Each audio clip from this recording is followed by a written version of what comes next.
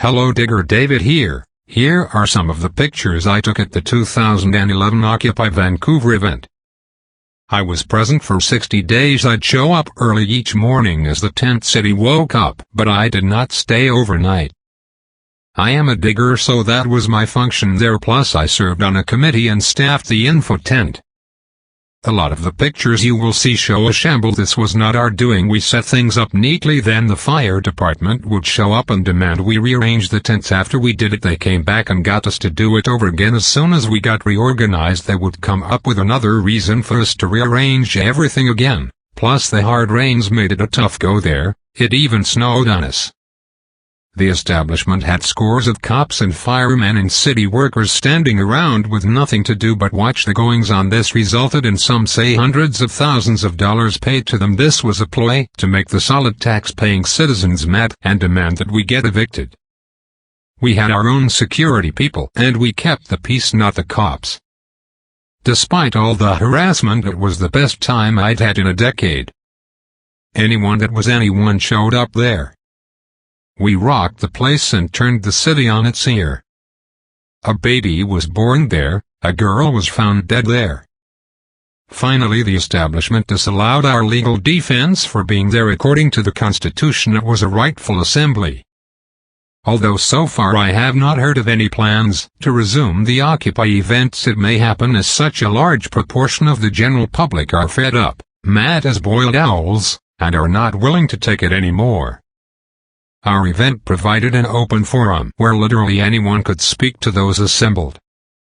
Anyone who had ideas they wanted to let others know about had a place to do it.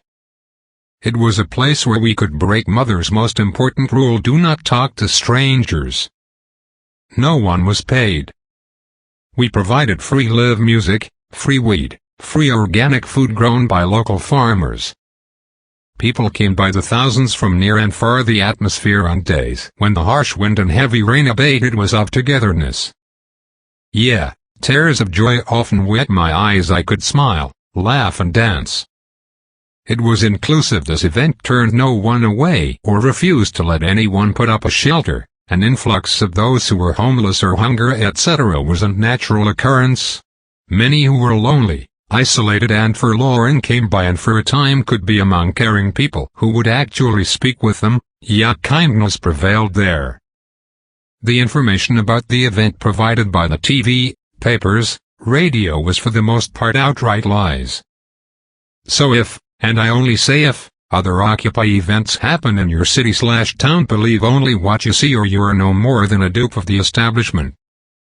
Because the world was watching, there were ongoing attempts to co-opt the event by those from the Eastern Hemisphere. They tried their damnedest to use our event to promote their lost causes.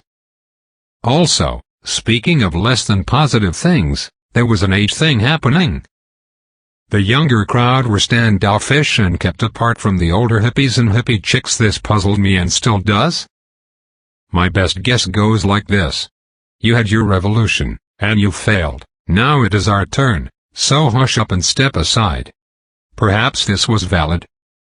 In the 60s we did not have an agreed-upon plan to follow or a leader that had one, so we could not have succeeded. And the same thing applies to those who dared to occupy. They will get nowhere faster than we did is all. Democracy is a pre-technological concept and cannot be made to work nowadays. It's as simple as that. During the Occupy event there was no common thread. It was a fractured gathering in that regard.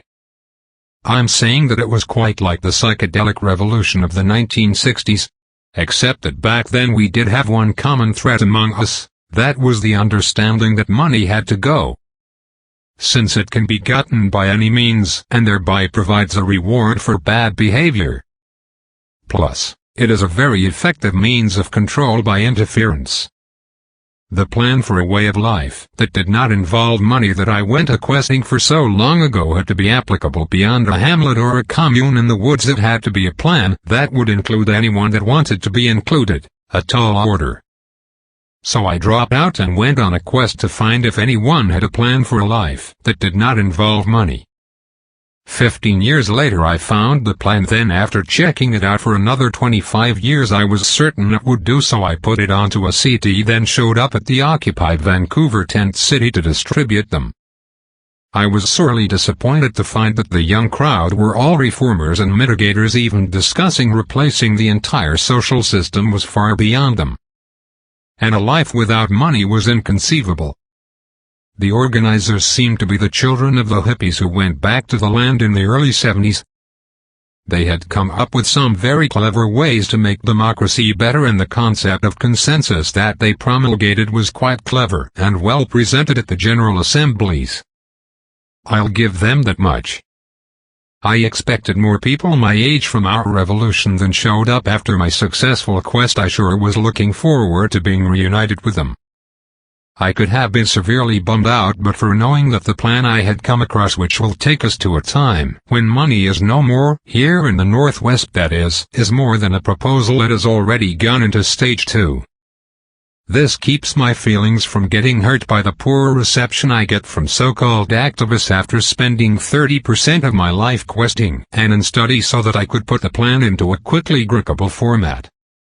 On the not-so-positive side, there were a lot of dupes of offshore power elite groups. Note that I am not referring to the organizers, as they were focused upon the issues of our homeland. There also were some tense times as sovereign nationalists and other establishment axiologists vied with each other for time at the microphone. I have since kept active in the Occupy subculture and show up at most subsequent events that are offshoots of the Occupy main event. Since most computers these days do not have disc players, I put the plan onto a USB flash drive and give them away, although as they are costly I'm being selective as to who gets one. I'm quite proud of how it turned out. A smart person can understand the plan well enough in just one weekend. This is made possible by hypertexting and also having all the text files in audio MP3 format, so the plan can be listened to. Putting together a presentation of something this vast, 10% of humankind will be included, at first mind-boggling. It took as long as it did mostly because it had to be in a format that could be understood by my revolutionary peers. This became the major work of my life. May it serve you well. If you want to contact me to get Digger's free flash drive version of the plan, email me at @occupy_Vancouver@yahoo.com. End of line.